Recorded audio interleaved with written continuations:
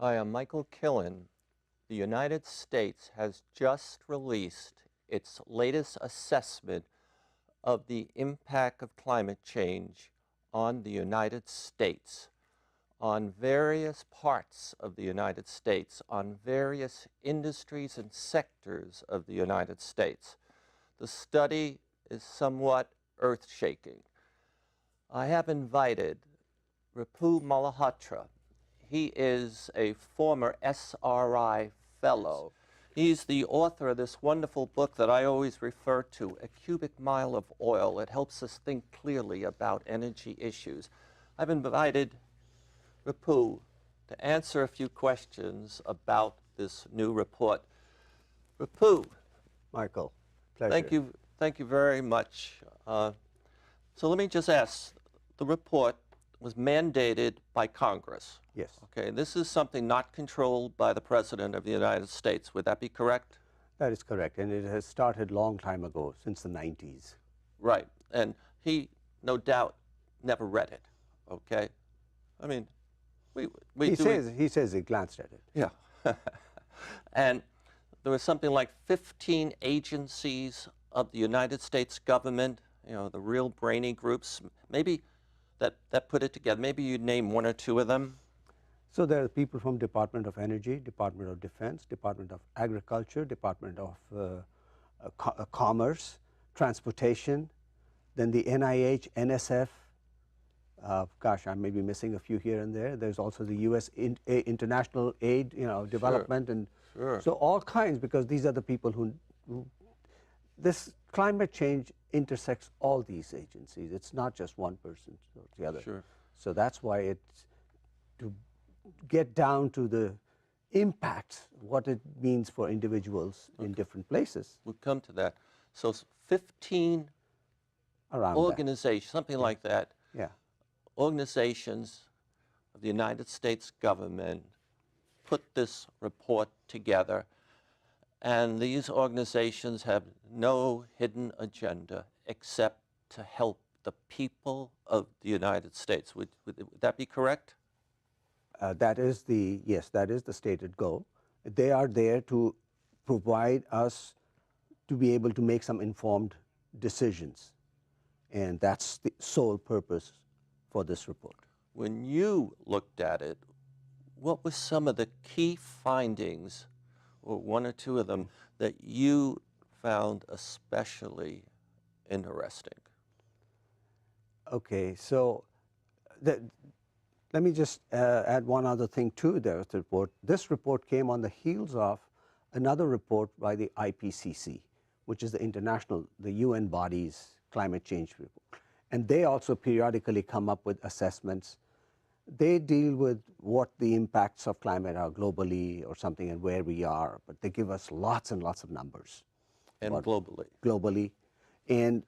But they talk about what the impacts are at that level, kind of, and where we are in terms of greenhouse gas emissions of different types and where they are, and how it's impacting. And they are actually looking at the global models and trying to see how bad the situation is. It's going to be bad or worse or even worse than that. There's no good news in here. So that was the one, and this one comes on the heels of that, the U.S. report, which builds on it. It really lays out those numbers in a very nice, concise way together. And then, as you said, they really go into looking at what are the impacts for the people. Can I interrupt you? You were talking about the IPCC study. What was the one final statement they made in that study that might be? We are way too late. We are way too late. We are not going to meet our goals that we have set out to. The chances of that are really getting dim. And now, so 1.5 degrees is history. If we want to stop it at 2, it's going to be hard. Maybe it'll be 3 degrees C, but any of those scenarios really then mean much more damage and much more hardship for everybody, particularly those who can least afford it.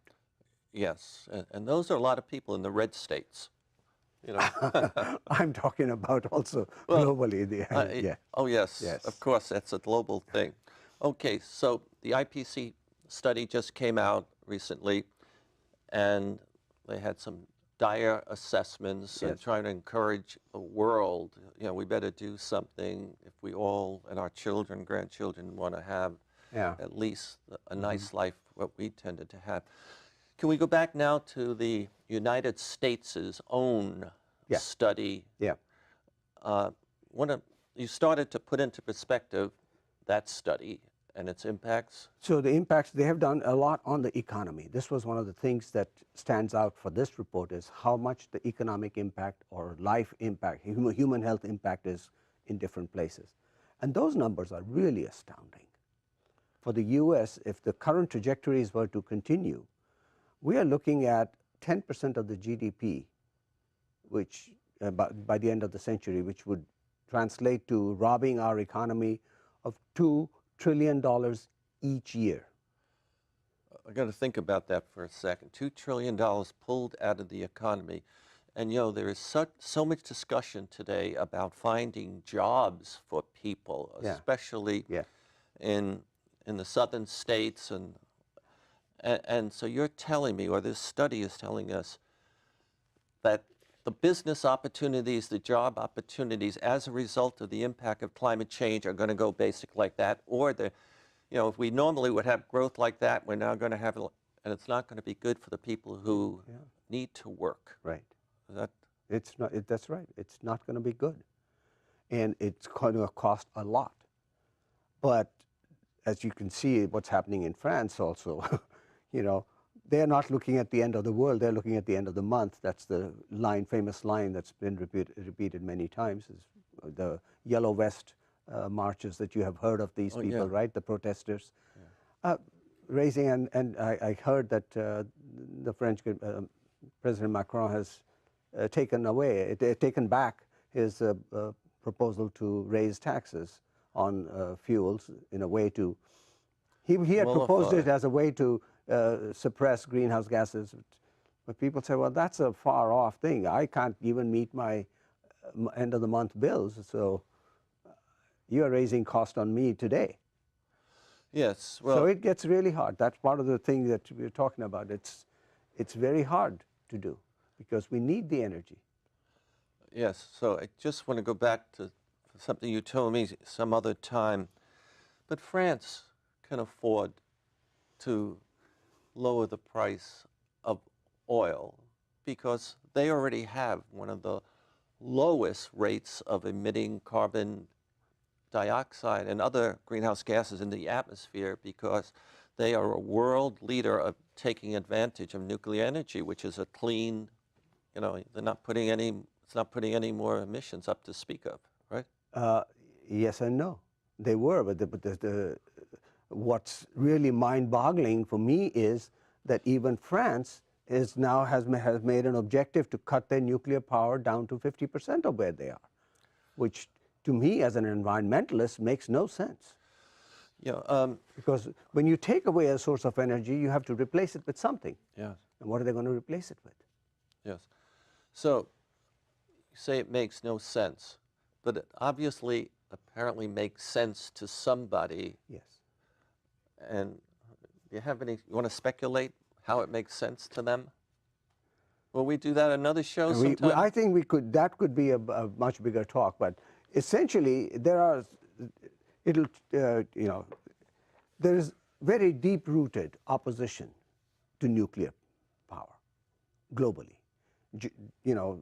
After Fukushima, Germany, Japan closed down. I can understand that immediately. That was local. They did it temporarily, and they have started to reopen the nuclear power plants. But Germany decided to start cutting out their nuclear power also.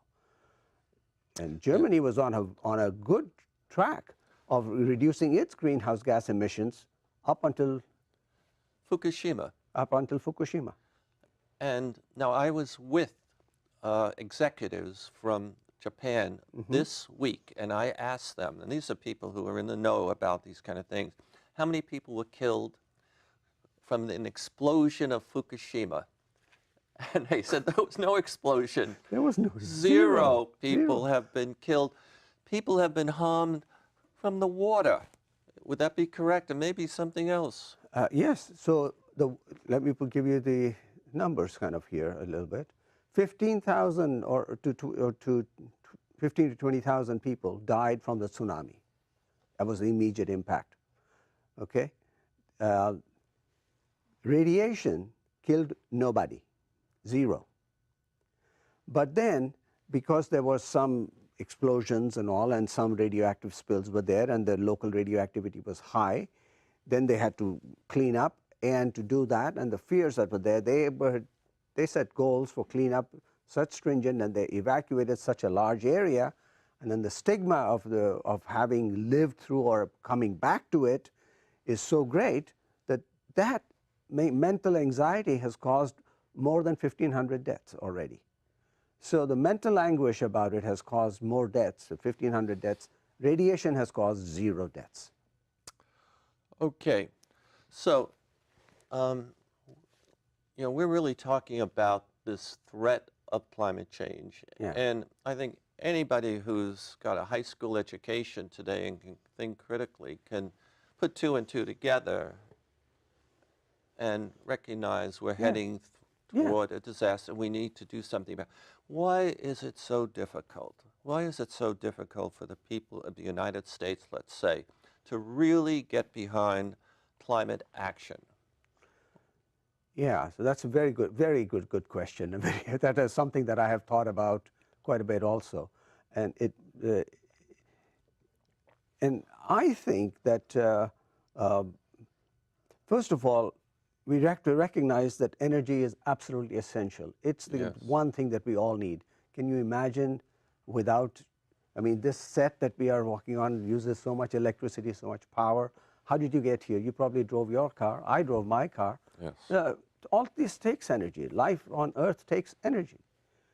And if you're saying keep them underground, all the fuels, I'll say, well, give me something else. Give me an alternative. And then you look at the alternatives that they're being offered, the alternative solutions, solar or wind or something, and you see that they are so meager. You can't run industries on them. They are fickle. To get them to the scale, it's going to be such a long haul. If I'm going to replace, I have to replace it at the same rate.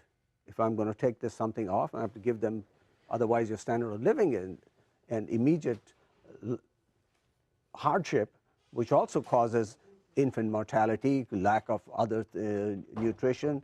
Energy is at the basis for all these things. So they all get affected. It's very hard.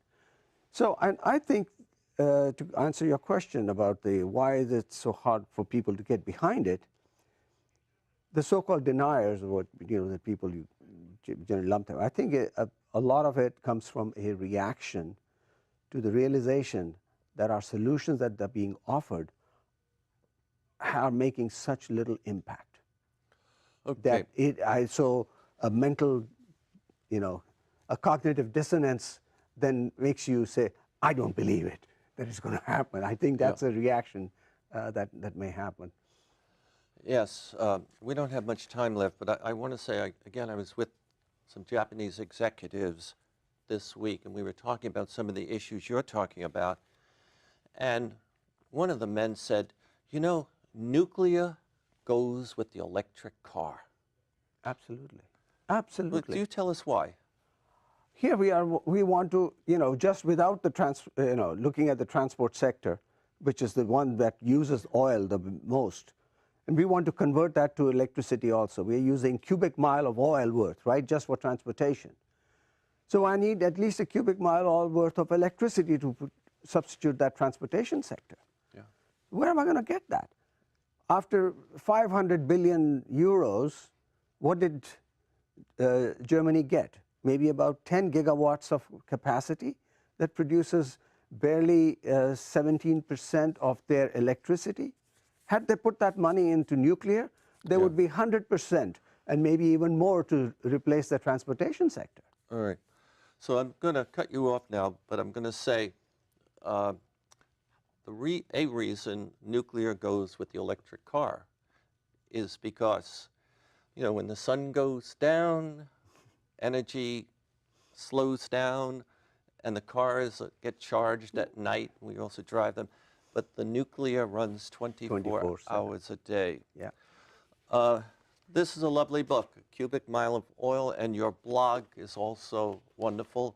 And by the way, this is episode 1 of a new venture we have, and that is, besides releasing this to the internet and television stations, we're releasing this show as a podcast also to the internet. Ripu, I Michael, want to say again, thank you very much. thank you very much, Michael, for having me. Yeah, ladies and gentlemen, my guest has been the chemist, the energy expert, Ripudaman Malhotra, the author of A Cubic Mile of Oil.